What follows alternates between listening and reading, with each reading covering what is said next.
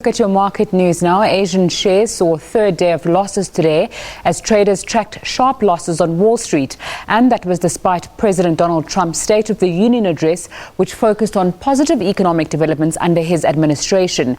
In Japan, tech firm Fujifilm announced the slashing of 10,000 jobs by March 2020 at its Fiji Xerox subsidiary, citing severe market environment. More positively, Samsung Electronics reported a 73% jump in its fourth quarter net profit on the back of improved memory chip and display panel demand. The Nikkei share average shed 0.8%. Hong Kong stocks, which have had a good run in January, bucked the trend at their close. The Hang Seng Index rose by 0.4%. In China, bearish sentiment was compounded by weak Chinese manufacturing data. January factory figures came in lower than expected. The Shanghai Composite Index edged down 0.2%. On Wall Street, stocks tumbled for the second straight day on Tuesday as healthcare stocks and rising bond yields weighed on all three major U.S. indexes. The Dow Jones Industrial Average fell 1.4%. That's the biggest drop in percentage terms in more than 8 months. The S&P 500 lost 1.09% and the Nasdaq Composite dropped by 0.86%. Let's get some more in-depth coverage on the markets. We cross to Nompumelelo Siziba. She's standing by at the Johannesburg Stock Exchange. Good afternoon, Nompumelelo. Over to you. Thanks very much, Nzinga. Well, the all-share index, it opened in positive territory after a dismal performance yesterday where it closed at just over 2%. Of course, Capitec was the centre of attention yesterday, having dropped by as much as 25%. But it managed to pare those losses and close at just under 3% loss yesterday. But today we're seeing that it did lose ground to the tune of over 10%, which indicates that, of course, investors and traders still concerned about what underpins Capitec. So that saga likely to continue. And also the local currency, we see that has benefited from the weaker dollar. That was up it's up well over 1% against the greenback. Let's take a look at the indicators.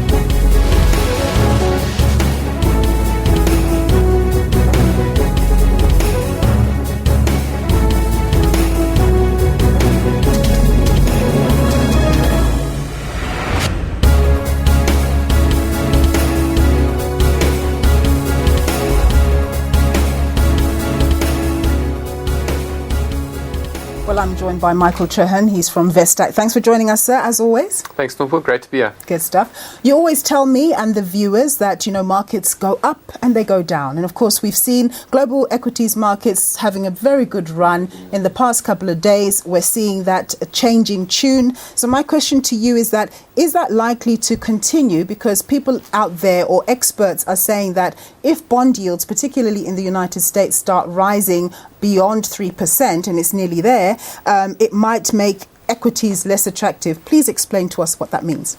Yeah, so as I said, markets go up and down. So yesterday, mere flesh wound. But as bond yields go up, it means that bonds themselves potentially become more attractive, and investors then start deciding that they would rather hold bonds instead of owning stocks. Bonds are less risky in general, and they pay a fixed dividend, or not fixed dividend, but fixed interest. So it makes it attractive from that perspective. There's a second element to it, is what they call your discount rate.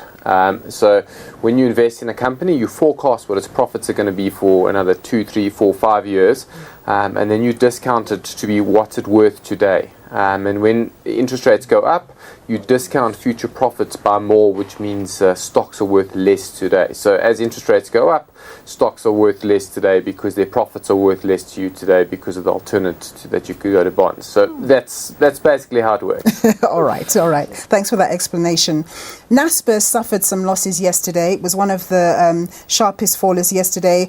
This on the back of Morgan Stanley revising its target price. Has this got something to do with Tencent in China, and it's basically people are saying it's now overvalued?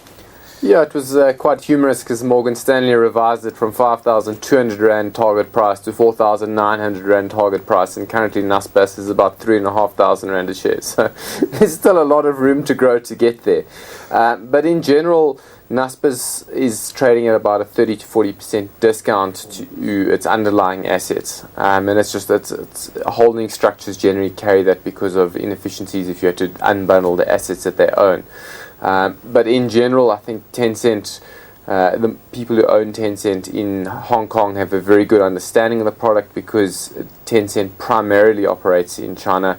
I would say that I would back whatever Hong Kong values Tencent as more than anyone else globally because we don't have that exposure to all the Tencent products. Okay. And then there's talk here in South Africa about the possibility of President Jacob Zuma stepping down. This talk has been going on for quite some time.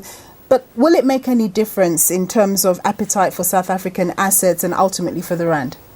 I think it's a knee-jerk reaction, probably yes. But long-term markets still need stability, they need confidence, and they need to see some level of change in a different course, potentially more business-friendly, rooting out corruption. I think a big thing for South Africa at the moment is what's happening at Eskom.